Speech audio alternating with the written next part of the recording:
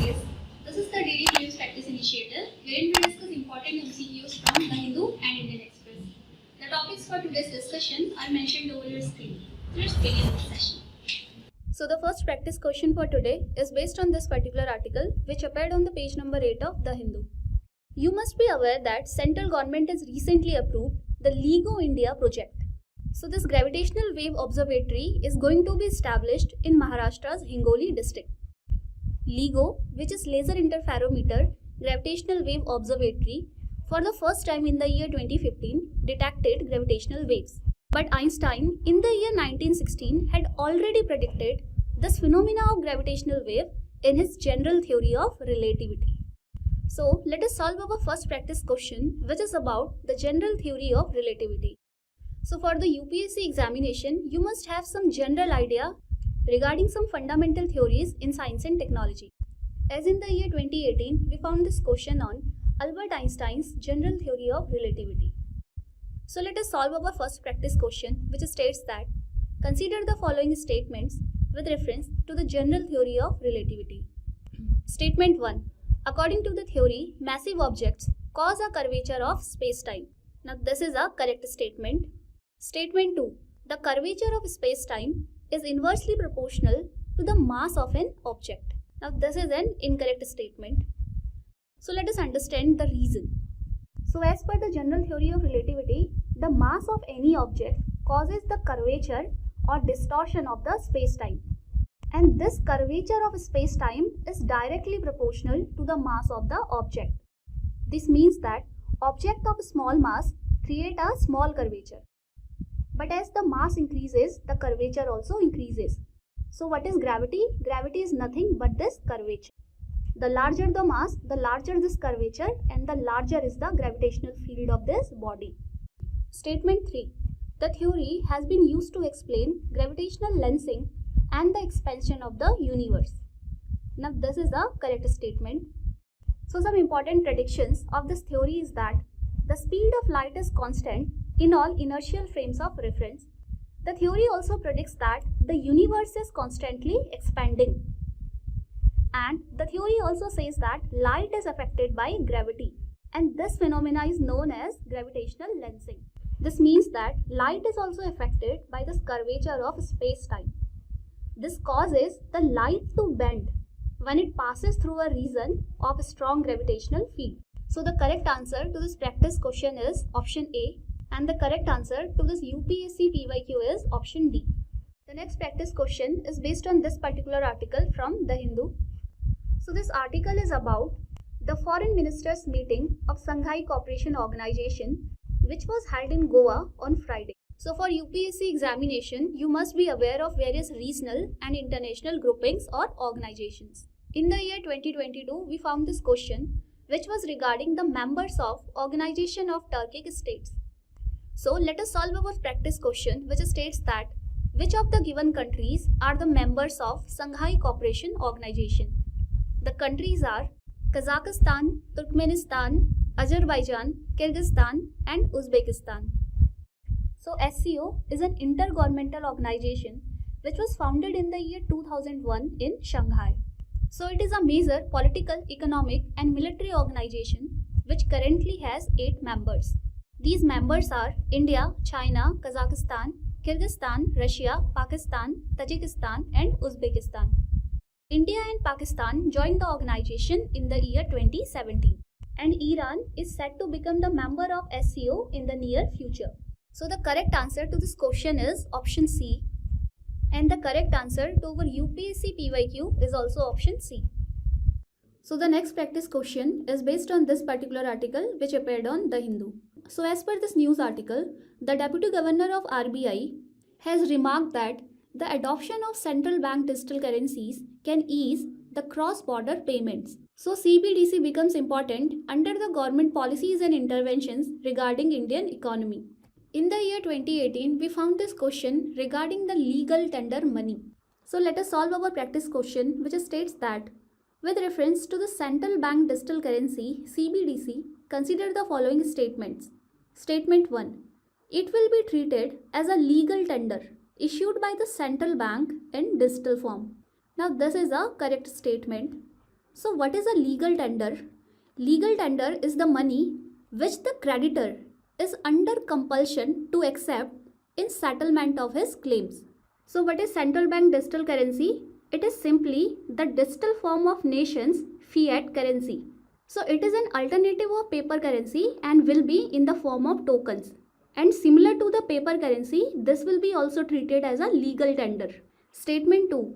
It will be freely convertible against commercial bank money and cash. Now this is also a correct statement. Since the money will be a legal tender, so it will be accepted as a medium of payment and will be freely convertible against commercial bank money and cash. So the correct answer to this practice question is option C, and the correct answer to this UPSC PYQ is option B. Our next practice question is based on this article which appeared in the Indian Express. So this article is about ongoing protest by the women wrestlers against the allegations of sexual harassment by the Chief of Wrestling Federation of India. And to look into the matter, a committee has been appointed by the central government which is led by Mary Kom. So based on this article, we have designed a question on the Sexual Harassment of Women at the Workplace Act. Now this is important as previously UPSC has asked questions regarding various government acts. As in the year 2019, we found this question on Maternity Benefit Amendment Act 2017. Now let us solve this practice question which states that with reference to the Sexual Harassment of Women at Workplace, Prevention, Prohibition and Redressal Act 2013, consider the following statements. Statement 1. The Act defines what constitutes the definition of sexual harassment. Now this is a correct statement. The Sexual Harassment of Women at Workplace Act, also known as the POSH Act, was passed in the year 2013. And the Act defines sexual harassment at the workplace, which includes any one or more of the following behaviors.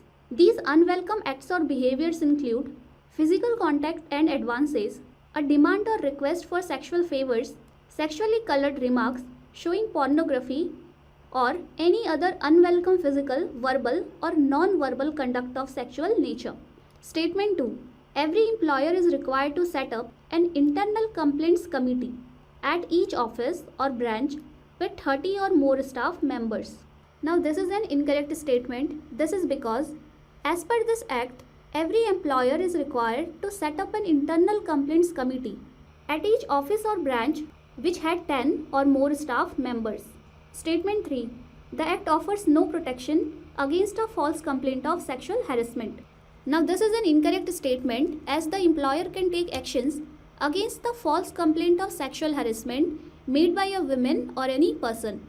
So the correct answer to our practice question is option A, one only, and the correct answer to our UPSC previous year question is option C. So the next practice question for today is based on this article which appeared in Indian Express. The article says that India and Russia have suspended efforts to settle bilateral trade in rupees, and this would be a major setback for Indian importers of cheap oil and coal from Russia who were awaiting a permanent rupee payment mechanism. Now based on this article, let us solve our practice question which is regarding the convertibility of Indian rupee. In the year 2015, we found the question on similar topic. Now let us solve our practice question which states that consider the following statements with reference to Indian rupee. Statement 1. India allows partial convertibility of rupee on current accounts. Now this is an incorrect statement. Now to understand this, first let us understand what is convertibility of rupee. So convertibility of rupee is the ease by which rupee can be converted into any other currency and vice versa. And this convertibility of currency is needed when any sale or purchase of an asset or an entity is involved. Now you must be aware that balance of payment sheet consists of current account and capital account. Now in case of India, in the case of current account, there is 100% or full convertibility of rupee. That is, when the sale or purchase of any good, services or unilateral transfers is involved, there is 100% convertibility of rupee. But in the case of capital account, there is partial convertibility. And this implies that in the case of FDIs, FPIs or loans, there are some restrictions in the convertibility of rupee, or there are some government interventions for conversion of rupee into other currency and vice versa. Statement 2. Making the rupee fully convertible will increase dependence on offshore market participants. Now this is also an incorrect statement. Now this is because making the rupee fully convertible will enable greater trades and greater flow of Indian currency, and thus will reduce the dependence on offshore market participants. So the correct answer to this question is option D. That is neither 1 nor 2, as both the statements are incorrect. And the correct answer to our UPSC PYQ is option C. So the final question for today is based on this article which appeared on Indian Express. So this article says that in order to reduce the greenhouse gas emissions, the state of New York has included a provision to ban natural gas stoves and furnaces in its new building.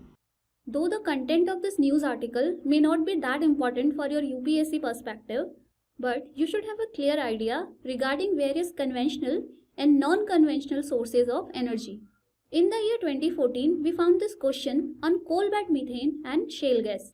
Now let us solve our practice question, which states that consider the following statements with reference to natural gas. Statement 1. India depends on the import of liquefied natural gas due to a lack of domestic natural gas reserves.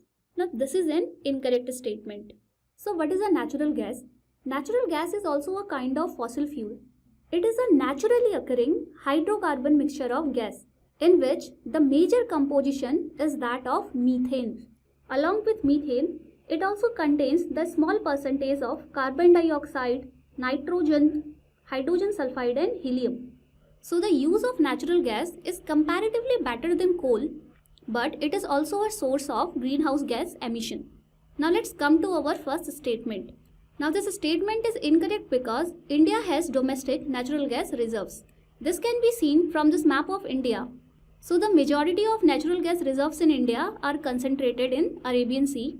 The most popular is Bombay High, and other gaseous reserves are in Gujarat. Along with these offshore reserves, the major reserves are in Krishna Godavari Basin and also in Kaveri Basin in Tamil Nadu.